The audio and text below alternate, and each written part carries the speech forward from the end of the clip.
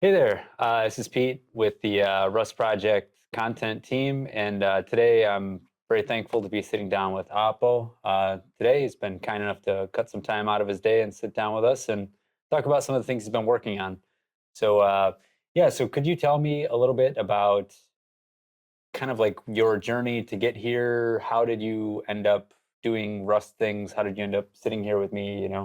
But you don't have to recount the flight and the train and all that stuff. That part you can leave out. Okay. So I should begin where I like how I was born and so on. That's where you start. Let's take the Cliff's notes. Let's Okay, take the okay, okay, condensed okay. version. Um, I got into Rust through my work as a TypeScript developer. Got into kind of the more of the backend side, and eventually Deno project kind of pulled me in. I wanted to do some FFI stuff in our own backends. I tried out if Deno would do it, and it wasn't quite ready. So I ended up contributing to Deno, which is written in Rust. So I had to start writing Rust. And that it was kind of a slippery slope all the way down from there, with me then more or less not quite starting, but taking over a JavaScript engine of my own and becoming a fairly prolific Rust developer, I guess, on my free time. And then figuring out I need a new feature in Rust, which obviously means you just need to get into the project, and suddenly you are at RustWeek and participating in the In an interview, in right? an interview, yeah, So and at the all hands, and yeah. yeah. Okay, I mean that makes sense. So when you had mentioned that there was FFI that needed to be done, what language were you having to interact with on the other side? C++. So this was a horrible, dirty attempt of doing FFI directly from JavaScript into directly C++. Mm. No C API, just C++ API in the middle. It's a wonderful and weird world where you are constructing C++ standard function objects in JavaScript using array buffers and manual memory manipulation. Sounds like you've seen some things. I have given a talk on this, and after the talk, an older gentleman came to me and said, "This reminded me of an acronym. Your kink is not my kink, but your kink is okay." Okay, it's no shaming Mm, of what you're into or yeah. what you have to do to get your job done. Okay, got it. So that is sort of what led to you combining or needing to work with both JavaScript and the Rust programming languages, right? Is needing to work with Deno, doing this FFI. Um, would you say that the process, once you got involved and once you understood what needed to happen, was kind of seamless or painless, or were there still some kind of nicks and cuts along the way with trying to do FFI?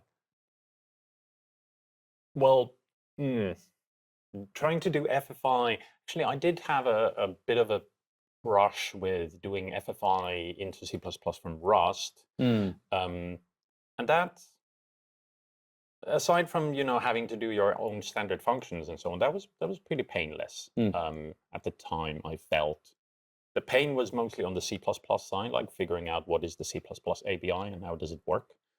Um, on the JavaScript side, if you are into that, yeah, that is definitely a pain. mm. But Rust side, it has mostly the little that I did in the end. It worked out nicely for me.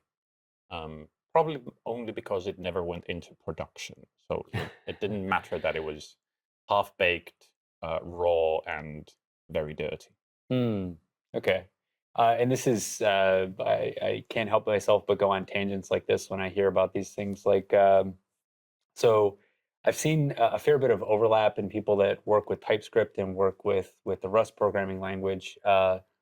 It seems like there's some overlap there of like, yes, it's like type systems are good. Yes, it is good to encode things. Have you generally found that people that are doing TypeScript uh, find it easier to maybe get involved with Rust or use Rust if they've done TypeScript rather than say like vanilla JavaScript or that sort of thing? I don't know if you have that experience, but I thought I'd throw it out there. It's a world that I'm not familiar with. Yeah, I don't have that experience to really say that much. But definitely from like Deno exposure, there was a lot of people doing TypeScript and doing Rust and enjoying both immensely.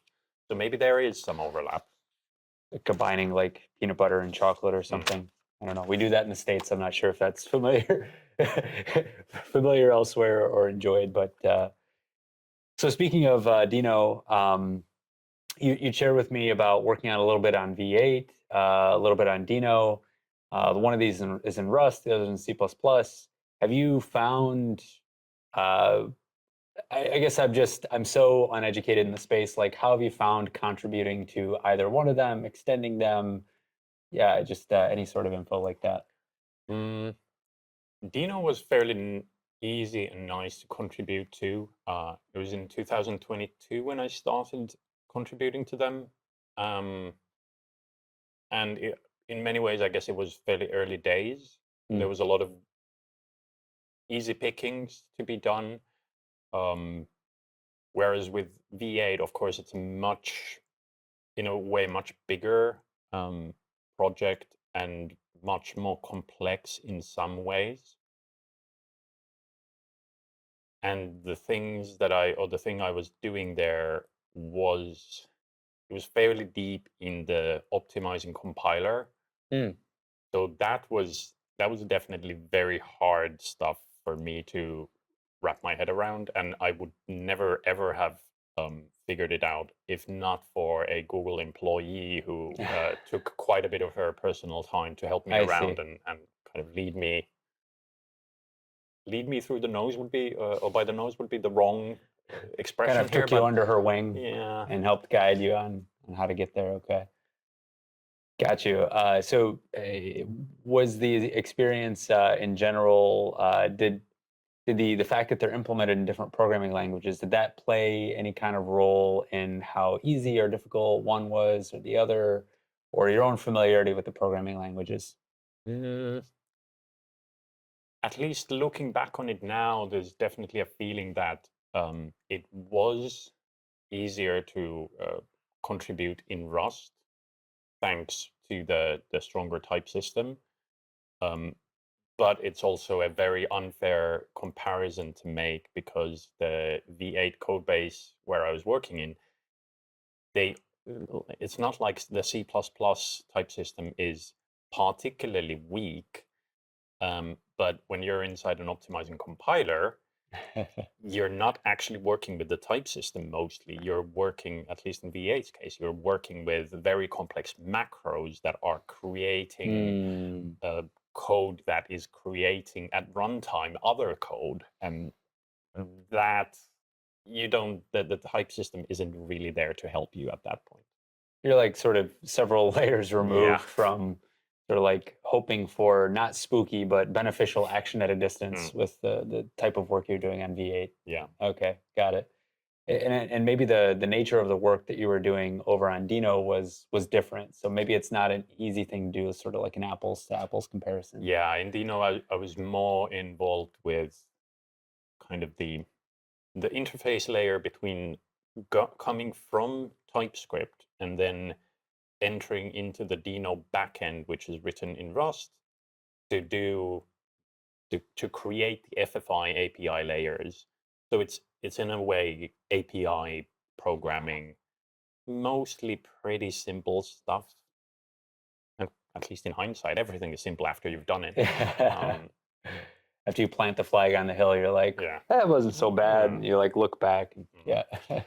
And, I guess the hardest thing I've done in Deno, or the dumbest thing maybe, was that I ended up, I had a great idea after you've done the FFI stuff for a while, you think, I know how things work. I know how to do this. So I ended up implementing a C++ class, derived class inside Rust as mostly a static build, a statically build thing, though it actually required some constants. It didn't quite work out the way I thought it would. And that, it was a great thing to do. Like, okay, now we can have build time V8 strings compiled by the Rust compiler automatically. Absolutely beautiful. And then like a month later, somebody comes along and says, yeah, on this platform that you are not testing on, this completely fails. Oh. Like it compile time assertions, luckily, but like what's going on? And turns out the answer is, well, yeah, I didn't know all the cases how FFI works in C++. It was an easy fix, but also a healthy reminder that there is also always something more in the C. Yeah, makes sense. So you've worked on some things related to TypeScript, JavaScript. That's needed to work on. You needed to work on these engines, these runtimes for JavaScript. You have this idea now. You have some new idea, and you've brought it to I think the compiler team. You started working with someone there on this. Could you maybe share with me what the idea is and how you found the Rust community to be, the compiler team to be? So I proposed a language experiment for the Rust project. So it's language team side, but I'm just heavily contributing or working with compiler folks. But the basic idea, the name of the thing is reborrow traits. This has been percolating in the Rust community, the compiler community, I guess, for some time, but it hasn't. Nobody has been driving it. The basic idea is in Rust we have exclusive references, and they're very special. It's exclusive references are the only type in Rust which you can give a copy of, and then once that copy is no longer accessible by anyone, you get to reuse your own copy. Any other types, they're either copyable and everybody can use their copy at the same time, or they are movable, and when you give it away, you lose your own. So exclusive references, they're very special, but there are cases when this particular exclusive access, which is temporarily given away, would be very, very useful in user code without exclusive references. And that's what I wanted to have, but nobody was driving it forward, so I figured, how hard can it be? Hop in the driver's seat. Yeah, I'll just do it. There was a PR that had been merged, which implemented exclusive reborrowing for Pinpä&mut Tpubli, pin of &mut T. And I thought, well, that explains how to do this feature. Like that, I'll just do the same thing. It wasn't a very big PR. It was easy to understand. So I naively believed that this would be it. This is how you do it. Not quite true.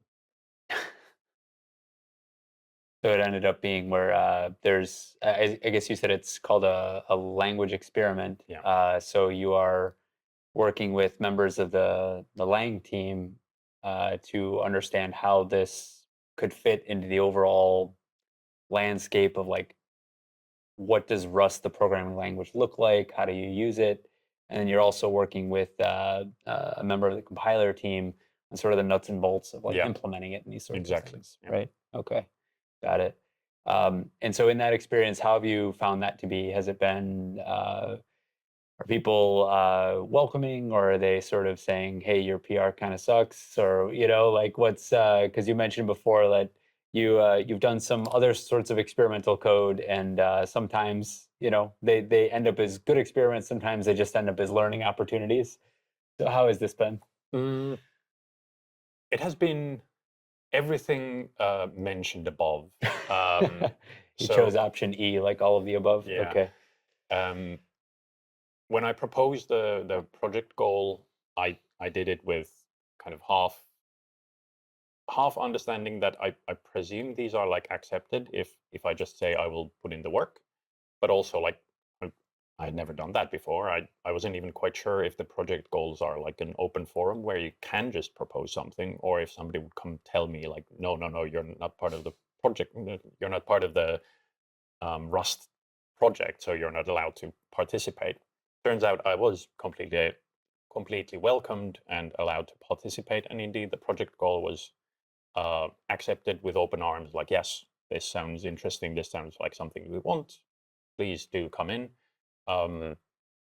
And Tyler Mandry from the language team then took me under his wing to guide the experiment, or to guide the first kind of steps of the language feature. Like, what are we actually doing here? How do we think about it? And then put me in touch with Xiang Ding from the compiler team to start actually doing the experiment. And so the language team has been very welcoming, and Xiang in particular from the compiler team has, it's their work and their effort that has enabled me to actually make reborrow traits at least somewhat possible in nightly Rust today. Of course, there have been also kind of setbacks. Not only that the trait as implemented right now is unsound, buggy, and doesn't actually do what I thought it would do. Minor things. Yeah.